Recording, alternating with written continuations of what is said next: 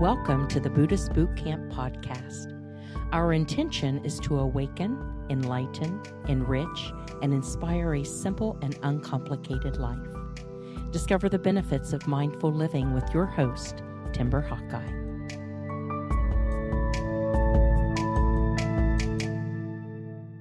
From a strictly evolutionary perspective, humans are social creatures who have survived as a species by forming groups for safety, food, and cooperation. But from a psychological standpoint, despite our brains being hardwired for connection, trauma rewires us for protection. This leaves many of us simultaneously desperate to belong, yet feeling isolated and lonely. So what do? Some people go through a phase or an entire lifetime pretending to be something they are not in an attempt to appease their need for connection and inclusion.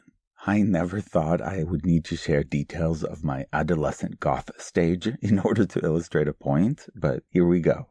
On the outside, I looked the part, with black nail polish and eyeliner listening to The Cure, but I was a fraud, secretly listening to R&B and hip-hop when my friends weren't around.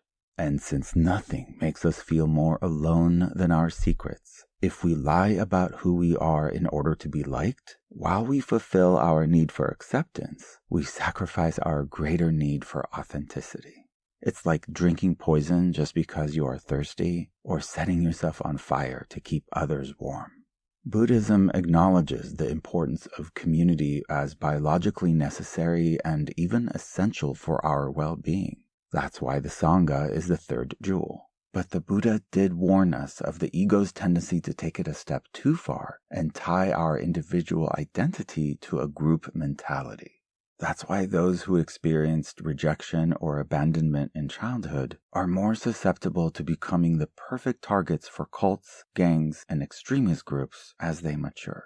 Once we understand this, we can shift from judging others to extending everyone some compassion, empathy, and grace. It suddenly makes sense why a shared hatred towards a common enemy creates cohesion within a group, and the logic tracks behind the phrase, "the enemy of my enemy is my friend." You see, the ego has a desire to matter, to be accepted and even celebrated, which is where anxiety, comparison, and insecurities come in. Integrity is too high of a price to pay in order to meet the ego's need for validation, while the Buddha within doesn't need or reach for anything external. The highest form of inner peace is having zero desire to be understood. I know this is confusing because our need to belong is natural, healthy, and necessary, but the craving for acceptance is egocentric, fragile, and unstable.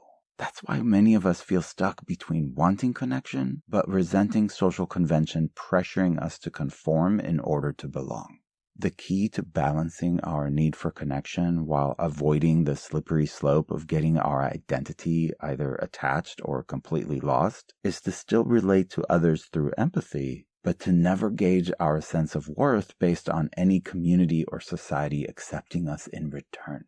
In hindsight, I didn't really need those piercings and to dye my hair blue in order to enjoy the Lollapalooza concerts in the early 90s. It was just my ego trying to fit in. You see, I made the mistake of thinking that to truly belong to a group, they would need to accept me as one of their own. But since I can't control other people's opinion of me, I was wrong to think that belonging wasn't up to me, regardless of what I wear or if I dye my hair. Now, I realize that belonging isn't up to anyone else either, because without even trying, we all already belong. We are interconnected. Of course, some groups won't accept you with open arms, and their rejection is going to sting, but that pain is just a bruised ego. Rejection does not negate anyone's inherent belonging and self-worth. I have dual citizenship, for example, yet some Americans don't consider me equally American because I wasn't born in the US. This would only be a problem if I craved their acceptance and approval. But believe me, identifying as American is at the bottom of my list of concerns. Like the song by Alanis Morissette, who is technically Canadian, I am a citizen of the planet, and my president is Kuan Yin, who is the goddess of compassion, mercy, and kindness. What I'm saying is that you are worthy whether you are included or excluded because your worth is not contingent on anyone else. It is predetermined. The Buddha's realization was that he wasn't even separate from the tree under which he was meditating. They were one. We all are. And empathy is our greatest strength, not weakness. My invitation is for us to bring that level of awareness into every interaction, and to see everyone and everything as an extension of ourselves.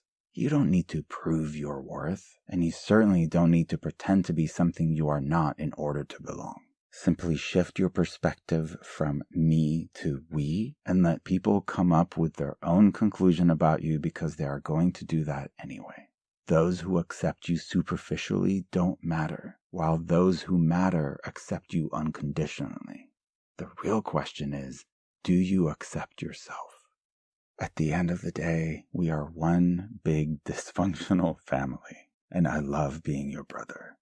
Did you know that even though Buddhist Boot Camp started as a simple book back in 2012, I have since partnered with behavioral health centers, sober living homes, various 12-step programs, the Mental Health Association, the Veteran Health Administration, charter schools, universities with interfaith curriculums, churches, yoga studios, and more. These days, Buddhist Boot Camp instills resilience in communities facing adversity by providing complimentary workshops and free books to correctional facilities and rehabilitation centers across the globe. And I'm committed to continue doing this work without corporate sponsorship and without ads in the Buddhist Boot Camp app or commercials in the podcast, even though running this business model means being heavily reliant on listeners just like you who visit buddhistbootcamp.com/support and make it all possible. You've been and continue to be incredible. Sadhu, sadhu, sadhu. I appreciate you.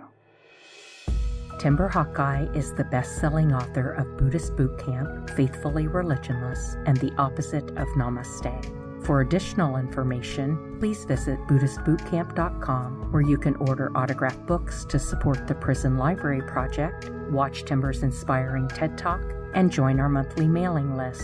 We hope you have enjoyed this episode and invite you to subscribe for more thought-provoking discussions. Thank you for being a soldier of peace in the army of love.